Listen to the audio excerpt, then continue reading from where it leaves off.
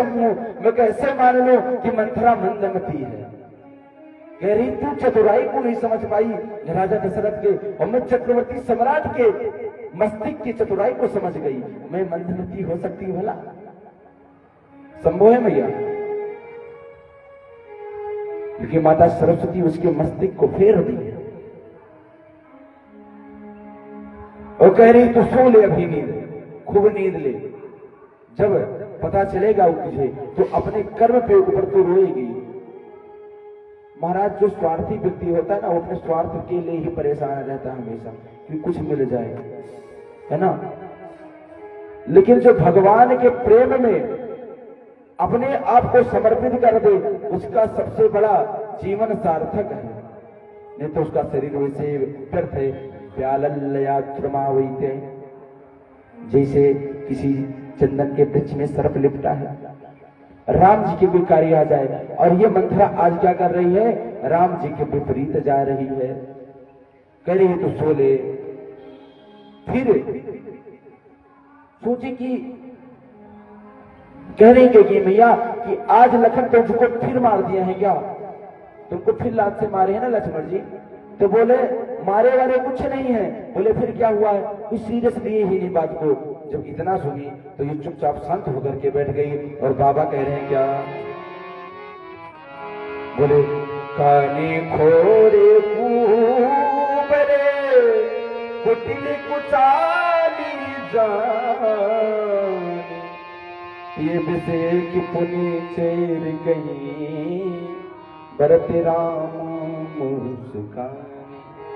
तो बोली तू जानती नहीं मैया, लेकिन फिर भी भरत की माता मैया कैकेयी मुस्कुरा मुस्कुरा करके बात कर रही। बोली बता दे। तो जैसे मंथरा की मुख से निकला कि आगे राम जी कल पुष्य नक्षत्र में राज्य अभिषेक उनका किया जाएगा और वो अयोध्या के राजा बनेंगे, तो कैकेयी मैया तो उछल पड़ी, नाचने लगी कि तू मंथरा ले मेरे गले का हार को पहन। उसको हार पहना दिए। बोले कि मंथरे, ये तो तू झूठ पहले तो सही बोलती नहीं, झूठ ही हमेशा बोलती है, परंतु कदाचित आज ये झूठी बात में मैं तुमको उठा करके हार दे दी हूं। हे कुबरी, यदि ये बात सत्य निकला तो कल इस कुबड़ को तेरे सोने से मैं मिलवा दूंगी। माता कैकेयी इतना खुशी है आज। लेकिन जब ये सोची तो महाराज और चले के ऊपर इसका नमक पड़ गया। अभी करती तो क्या करती? बोलने लगी तू जानती नहीं है कि राम तुम्हारे साथ मां बड़ी मां होने का नाटक कर रहे हैं। वो सोचते हैं कि किसी तरीके से मुझे राज्य मिल जाए, और राज्य मिलने के बाद सर्वप्रथम क्या होगा? तेरे भरत को बाहर निकाला जाएगा। तो माता जी थोड़ा सही बोली राम मेरा ऐसा नहीं कर सकता है, क्योंकि मैं राम की परीक्षा ले चुकी हूं। अब देखिए मैया, अपने मुख को तभी खोलना चाहिए जब कोई उसका सार्थकता हो। माता कैकेयी की भी कुछ न कुछ त्रुटि हो चुकी, जिसको पकड़ करके मंथरा ने अपना कार्य सिद्ध कर लिया। कैसे? मंथरा ने उनके मुख से सुना कि राम जी एक बार मोदक लिए होते हाथ में अपने, और सभी अपने बाल्यकाल में भगवान अपने लीला में उनसे सब लोग मांगे। मां कौशल्या मांगी, राजा दशरथ भी बोले अपने पुत्र से बेटा ला मुझे दे दे, मुझे नहीं दिए। जहां कैकेयी मां ने अपना हाथ बसारा कि राम राघो मुझको दे, तुरंत राम जी उठा करके अपने पास में दे दे। बोले जब जो अपना अति प्रिय मोदक को उठा करके राम जी हमारे नहीं दिए, बोले ये लीला तो है ठाकुर जी का, बोले वो नहीं दिए, परंतु उस लीला में भी हमको उठा करके दे दिए। तो राम जी हमको जितना मानते उतना किसी को नहीं मानते। एक बार मैं बीमार पड़ी और राम जी को मैं अपने हाथों से खिलाती थी महाराज, और जब तक मैं नहीं खिलाती थी तो राघव जी खाते नहीं थे जल्दी। आज जब मैं बीमार पड़ी तो सारा दिन उनसे मिली नहीं, और मिलने के बाद में जब रात्रि हो गया तब तक हमारे राघव भैया कुछ पाए नहीं मैया। और जब शाम हुआ तो ढूंढने लगी कि मेरी माँ कहाँ गई, माँ कहाँ गई। तो जाकर के अंततोगत्वा मेरे कक्ष में आए, बोले माँ तू ये मुझको नहीं खिलाएगी तो मैं खाऊंगा नहीं। बोले राघव कदाचित मैं ना रहूं तो कैसा हो सकता। बोले मैया यदि तू नहीं रहेगी तो मेरा कार्य सिद्ध नहीं होगा। तू जितना मुझे कर, तू मेरे लिए जो बलिदान दे सकती मेरी माँ को उसे ले भी नहीं देंगी। क्योंकि मैया को आजकल पता है ना क्या क्या बोलते हैं कि तूने क्या ठानी, कुछ भी बता देते हैं। लेकिन कैकेयी जैसा जो बलिदान दे दी थी वैसा बलिदान कोई नहीं दे सकता है। ये वाल्मीकि रामायण में माता जी आपको अधिकांश में विस्तार पूर्वक उनका प्रसंग मिल जाएगा। उनको तो वहां तक सुमंत जी महाराज भी फटकारा लगाए हैं, ये मूर्खनी तेरी में गुलाब नहीं होगा जो तुम्हारी बात को मान करके मैं जाऊंगा राम को जी को बुला लेकर के आऊंगा। मेरी कैकेयी मैया को आज कह रही हैं कि मैं राम जी को, मैं अपने राघव को जानती हूँ, वो क्या कर सकते हैं क्या नहीं कर सकते हैं। मंत्रा बोली परीक्षा लेकर के देखी है। बोले भले मैं राघव, मैं भगवान से विधाता से ये मनाती हूँ कि इस बार मेरा पुत्र राम नहीं बन सका, परंतु भगवान अगले जन्म में यदि बनाना तो मुझे राम की ही मां बनाना। ये सोच ली, इस वीकनेस पॉइंट को मंथरा ने तुरंत पकड़ लिया कि राम जी से ज्यादा प्रिय अपना कोख ही इनको लगता है। बोले कोख भी इनका स्नेह है लेकिन वो सुप्त है, उसको क्या करना पड़ेगा, जगाना पड़ेगा, उसको जगाना पड़ जाएगा।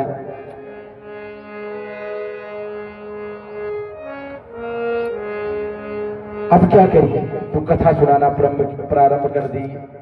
अनेक अनेक प्रकार की कथा सुनाई महाराज और कह रहे हैं बाबा रज बच कोट की कुटिल पना कीन श्री कपट प्रबोध कह सी कथा सत्य सवट के जय विद्यबाढ़ विबोध।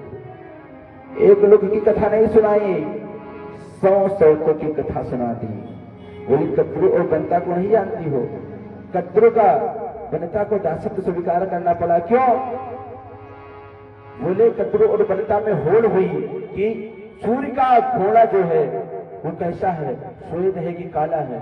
तो कद्रू ने वनिता से कहा कि ये काला है, और वनिता मैया बोली नहीं ये श्वेत ही है।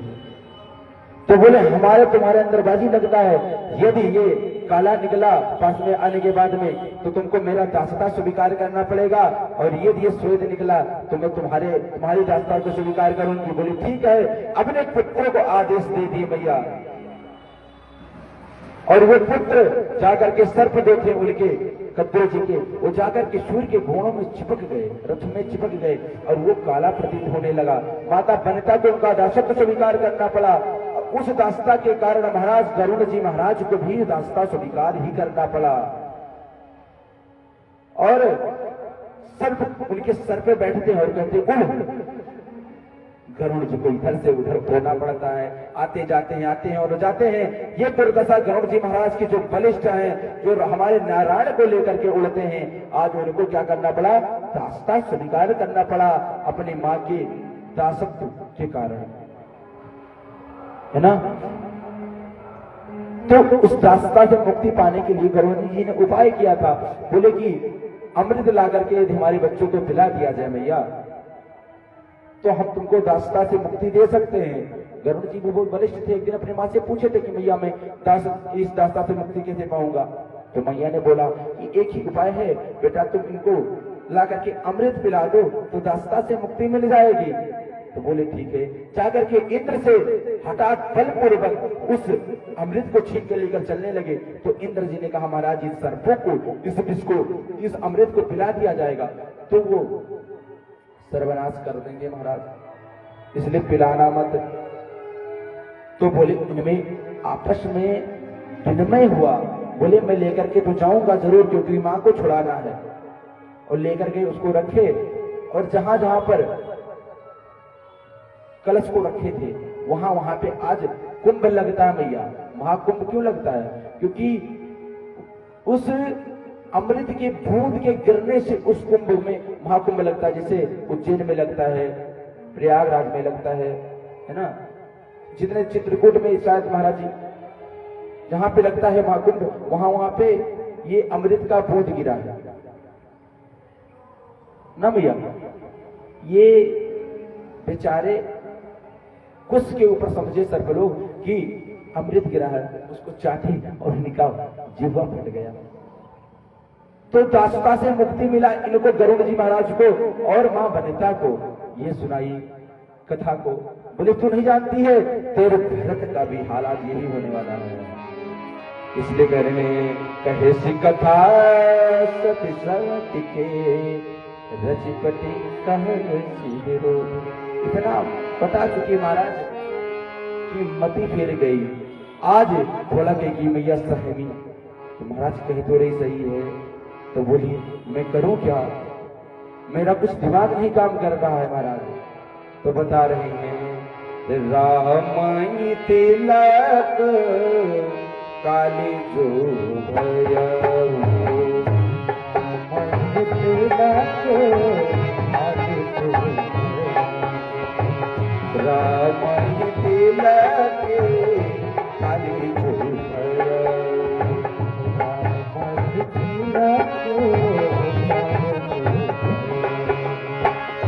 राम तिलक काली जो भया,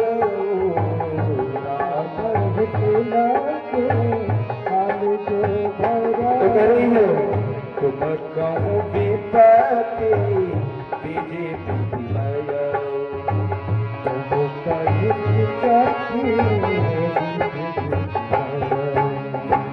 जय सिया राम, जय सिया राम, जय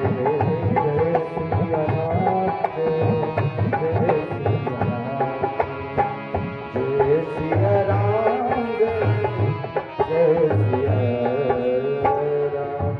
बोले राघवेंद्र सरकार की जय। तो कह रही है, यदि कल भगवान का अभिषेक हो गया तो बड़ा दिक्कत हो जाएगा, इसलिए तू जा, तू कर क्या। तो बोले सम्रासुर के युद्ध में, देवासुर संग्राम में तो गई थी। और सम्रासुर जानते थे क्या करता था भैया, पहले राजाओं को मूर्छित करता था, उसको बाद में उसको हरा लेकर के आता था, बंद कर देता था सम्रासुर।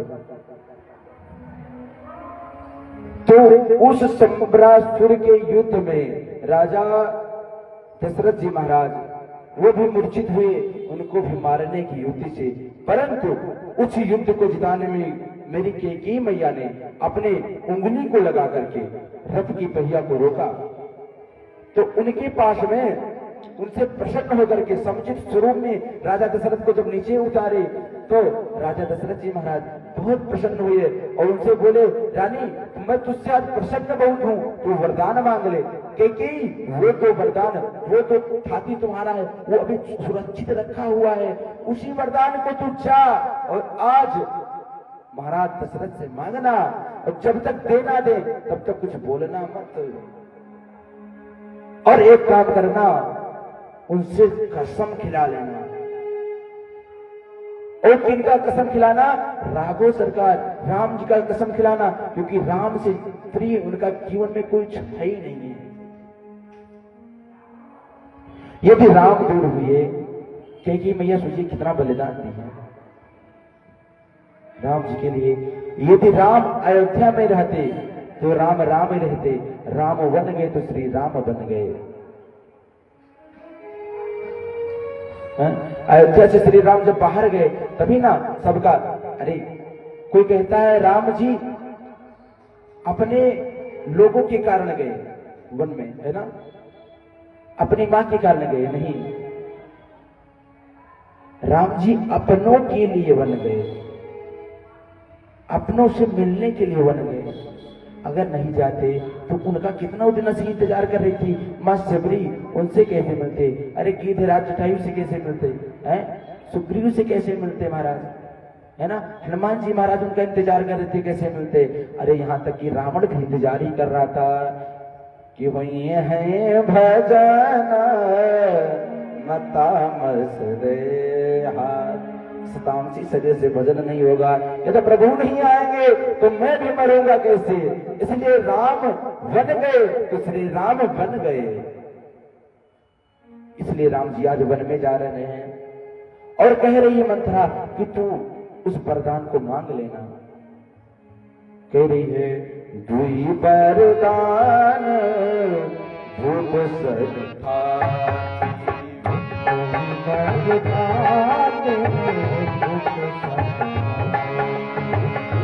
दुई वरदान भूप सत्ता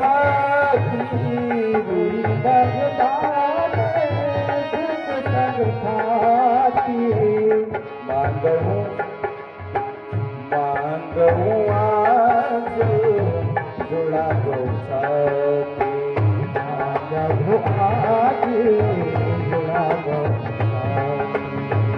मांगू आज जुड़ा गो साथी मांगू आज जुड़ा गो।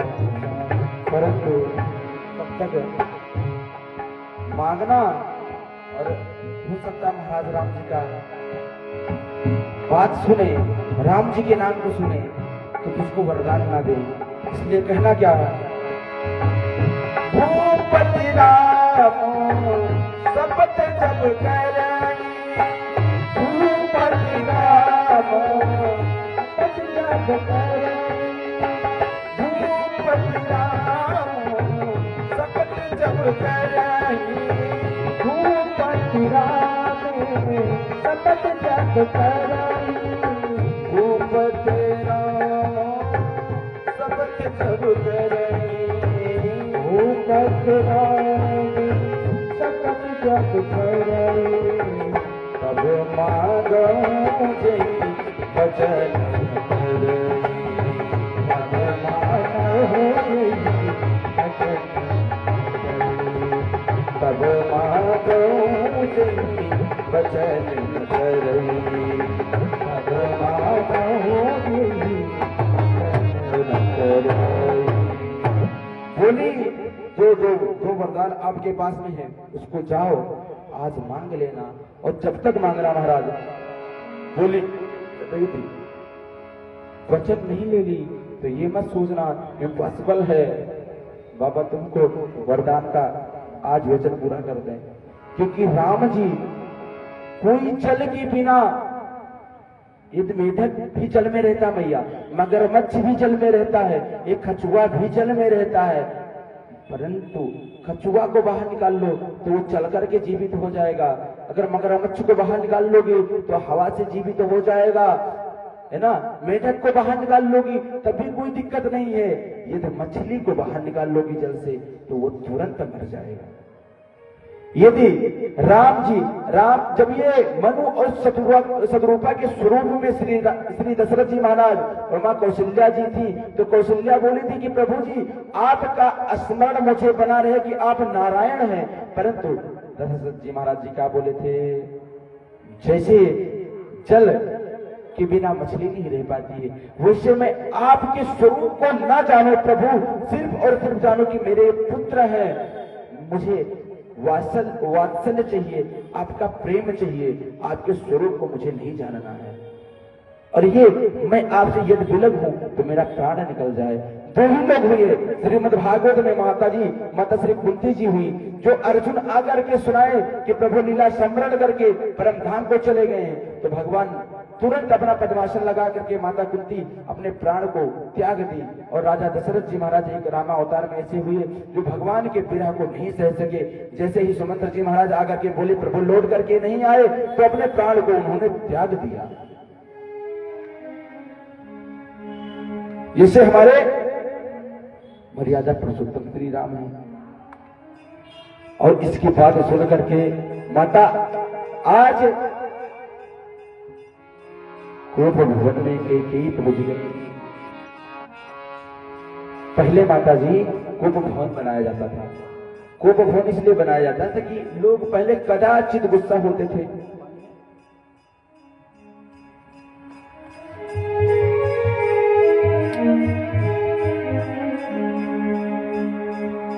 लोग पहले कदाचित गुस्सा होते थे कभी कभी, परंतु आजकल लोग तो क्षण पे गुस्सा हो जाते हैं। उनके लिए कोई हर एक घर को कोप भवन ही बना दिए हैं। वो कोप भवन इसलिए बनाया जाता था जब आपको क्रोध चढ़े, गुस्सा लगे, तो आप जाकर के उस घर में बैठ जाओ। घर के जो प्रमुख लोग हैं वो जान जाएंगे आप उनसे आज नाराज हैं। परंतु आजकल लोग तो सब हमेशा नाराज ही रहते हैं। कहाँ कहाँ हर एक घर को तो कोप भवन बना दिया गया है। कोप भवन है ना, है माता जी, किचन में काम कर रहे हैं तो चिल्लाना शुरू कर दी वहीं से, क्या कर रहे हो, बाहर अंदर आ जाओ, है ना। ड्राइंग रूम में तो वहीं चिल्लाना शुरू कर दी, बेडरूम में है तो वहीं चिल्लाना प्रारंभ कर दी।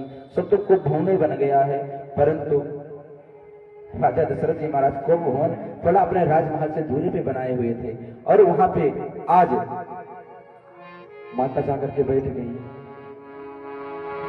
और राजा अभिषेक की तैयारी करके महाराज दशरथ आए ही थे। वो आए तो सांझ समय सानंदन गयोगे कई कैरी, और गमन निठुरता निकट किए जनु धर दे सने। आज शाम का समय हुआ, राजा दशरथ जी महाराज अपने राज्य सभा को त्याग करके जब शाम को आए मैया को ढूंढने लगे तो नहीं पाए, तो कौशल्या माता के कक्ष में गए वहां पे देखे तो उनको भी नहीं पाए। उसके बाद में मैया वो ढूंढने लगी कि ये रानी केकी आज कहाँ चली गई हैं, तो उनको भी ढूंढना प्रारंभ किया। जब वो नहीं मिली कहीं पे तो सोचने लगे कहाँ गई होंगी वो। तो सोचा, किसी ने बताया कि अरे कवन निठुरता निकट किया जनु धर दे शरीर। बोले महाराज रानी केकी आज कोप भवन में पहुंच गई है, और बाबा लिख रहे हैं कोप भवन सुनी सकुच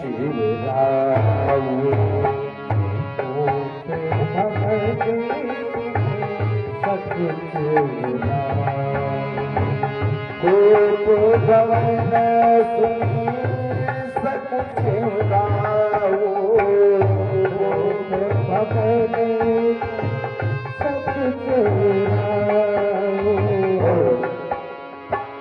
भय बस आगहु पर भय बस आगहु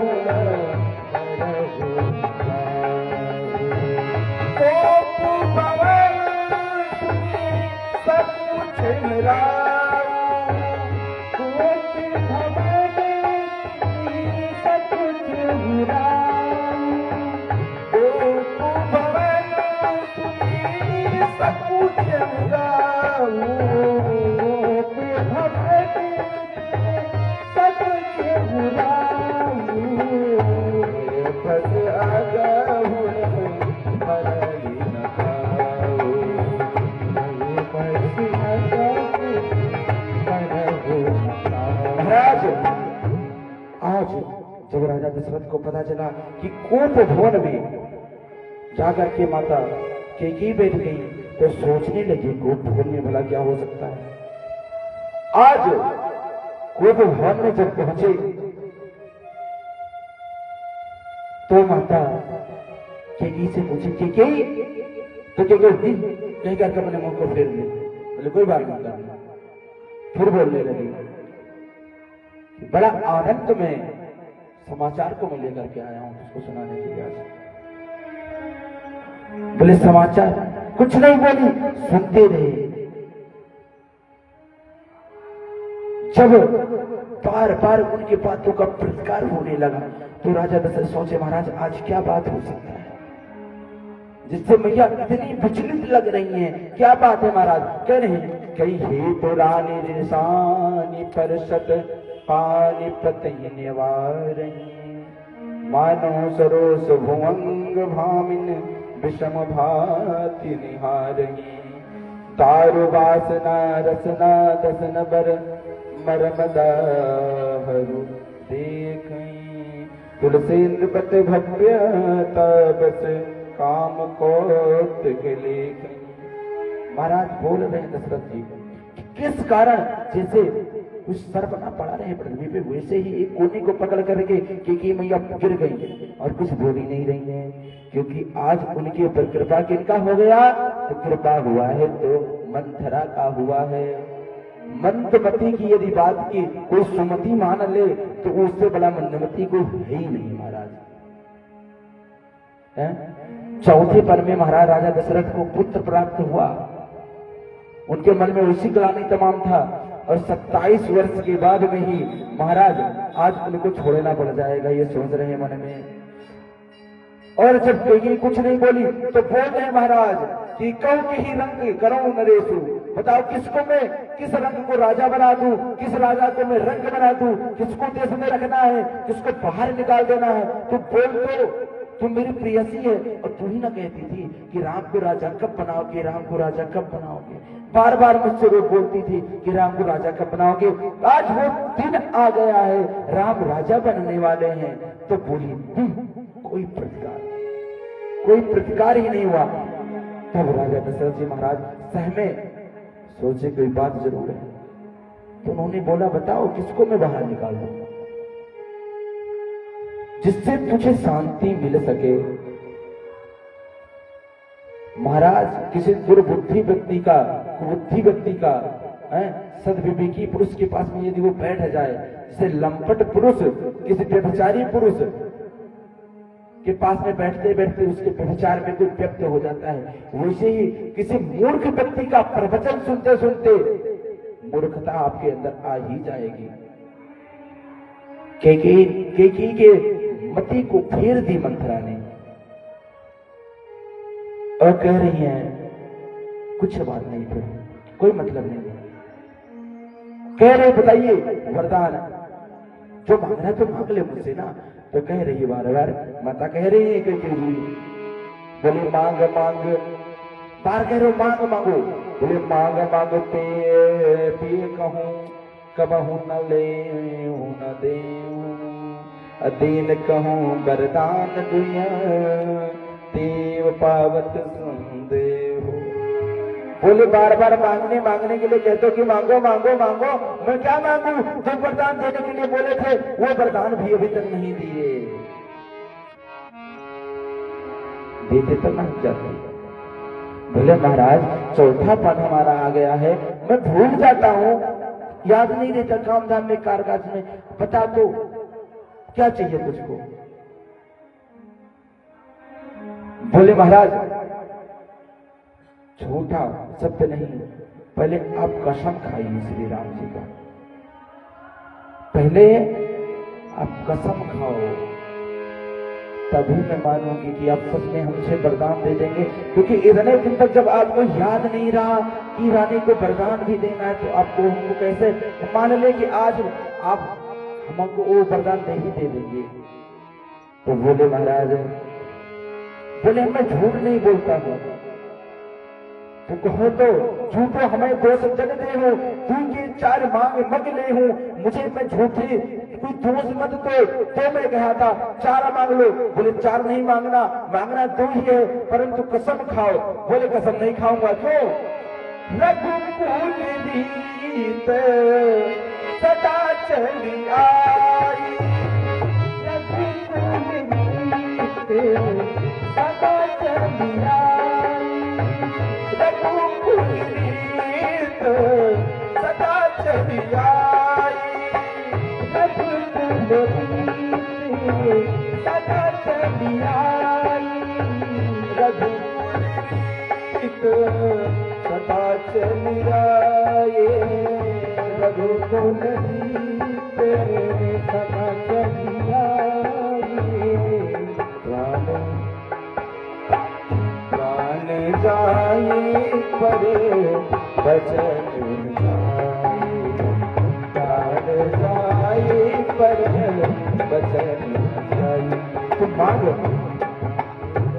रघुकुल में उत्पन्न हुआ हूं मैं, रघुकुल में पैदा हुआ हूं, मेरा प्राण जा सकता है लेकिन मेरा वचन नहीं जा सकता, मेरा प्रण नहीं जा सकता। तो मांग तो सही। माता बोल रही है मैं आपको जानती हूं, कुछ भी हो जाए तो कसम खा लो आज।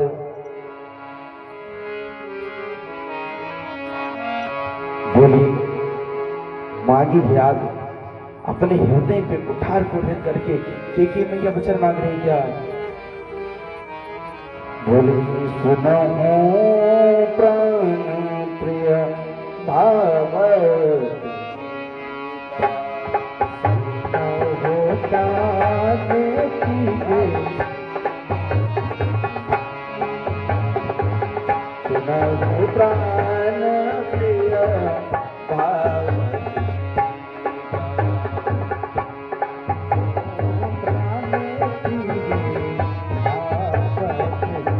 बोले पूछ रहे हो मुझसे बार बार तो सुनो मेरा मन क्या है, मेरे दिल की अभिलाषा क्या है, जान लीजिए आप। देवो एक बर भरत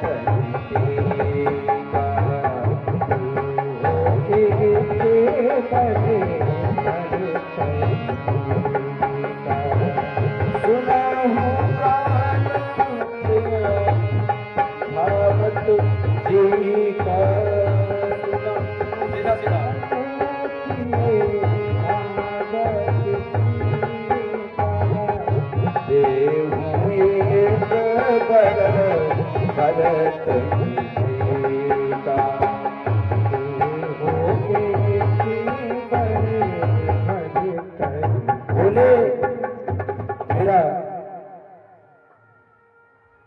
पहला वरदान मुझे ये दो, भरत जी को जो सामग्री से अब राम जी का अभिषेक करने जा रहे हैं उसी ही सामग्री से राम जी का अभिषेक नहीं होना चाहिए, मेरे भरत जी का अभिषेक हो।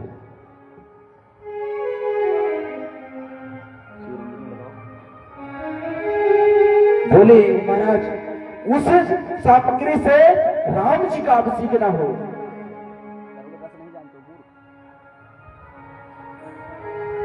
बोले भरत जी का अभिषेक होना चाहिए।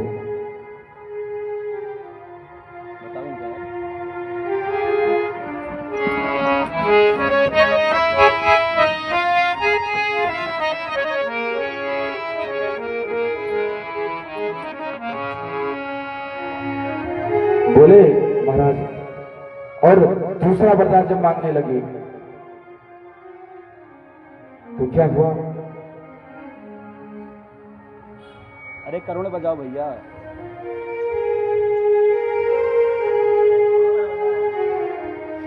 और दूसरा जो वरदान मांगना हुआ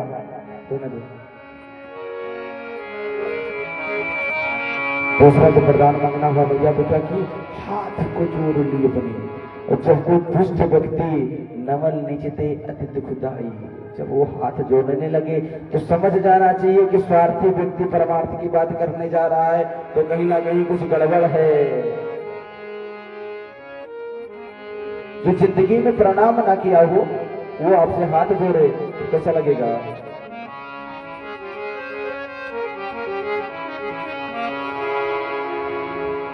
तो हाथ को जोड़ी और कह रही है मांगो दूसर बर कर जोड़ी, पुरव